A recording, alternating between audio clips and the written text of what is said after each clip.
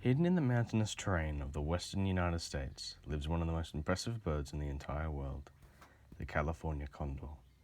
This large, magnificent bird is the largest flying bird in North America, with an impressive wingspan of just over 3 meters. They can fly for hundreds of kilometers with those wings and search for their favored food, carrion.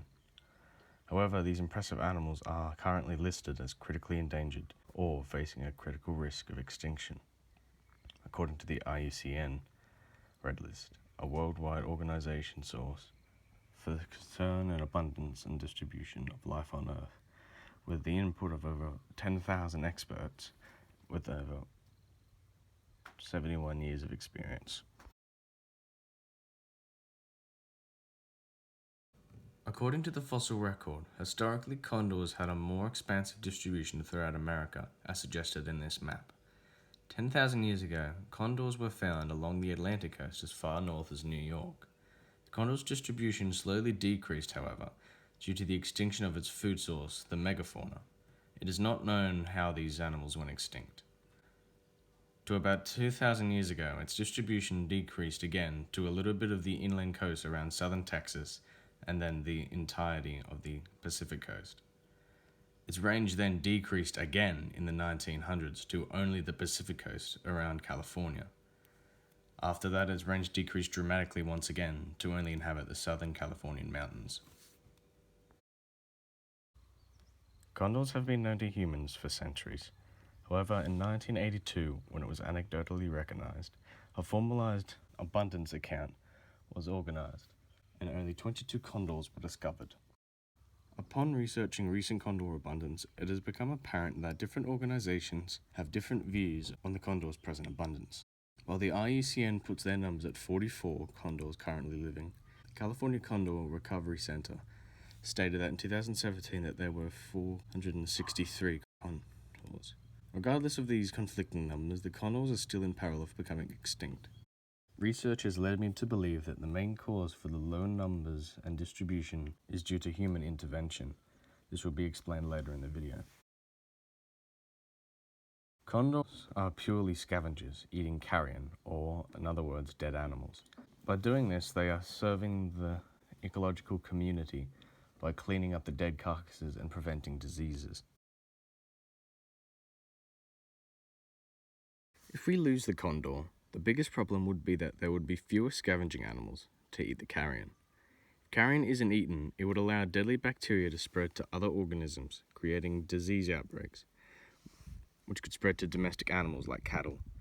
This hasn't been quantified through statistics, but one would imagine that this would cause catastrophic problems for the agricultural community. Secondly, if condors were to become extinct, money would be lost through tourism. For example, these animals are major attraction in zoos, and there are special days set aside for these zoo-bred animals to be released into the wild, which attract massive amounts of tourist dollars.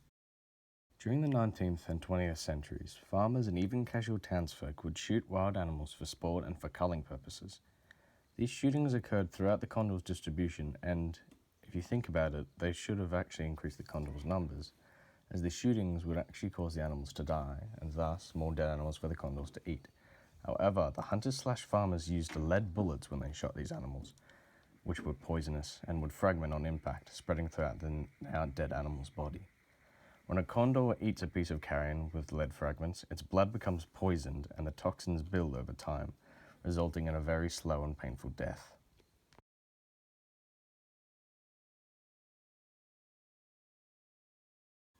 After the survey in 1982 found only 22 specimens, the US Forest Service, the Peregrine Fund, among other organizations, and the local zoos captured all the surviving condors and their eggs to be put into a captive breeding program, making these animals extinct in the wild for more than 25 years. They were placed into special breeding enclosures, specifically designed for the condor's needs. While in captivity, the birds were examined for lead poisoning, had radio trackers attached to their wings, and had generally been looked after for 25 years to make sure that there would be a strong population to be released into the wild again. The adult birds were then relocated to various release sites along the border of Utah, Nevada, Arizona, Southern Californian mountains, and in Baja California, Mexico. The wild eggs that were collected from the wild and their subsequent young were to be an insurance population within zoos, just in case if the wild population were to decline again.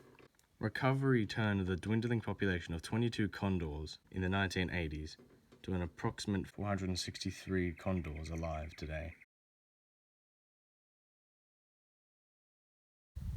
Personally, I believe the most effective means for conserving the California condor is through education, especially regarding its threats. I believe education is the key because it will make this relatively unknown bird become more aware to the mainstream, hopefully to the status towards tigers and pandas. The more people know about the condor, its conservation status, and especially its threats, the more people can learn to prevent the damage that causes the effects to them. For example, national parks should educate hunters on the effect of lead poisoning from their bullets and the impacts that it has on not just the condors but the rest of the ecosystem. Hunters don't have to stop hunting, rather they can just use different types of bullets. Instead of using lead bullets, I recommend that hunters use copper bullets, as they don't fragment, they kill the animals much more quickly, and are less poisonous, according to various studies. I believe that the California condor is most definitely worth fighting for, with it serving a chief ecological role in cleaning up the environment to prevent diseases, and it being a unique example of biological diversity. If we invest money into this species, we can raise it above its critically endangered status. Maybe one day it could return to its former glory.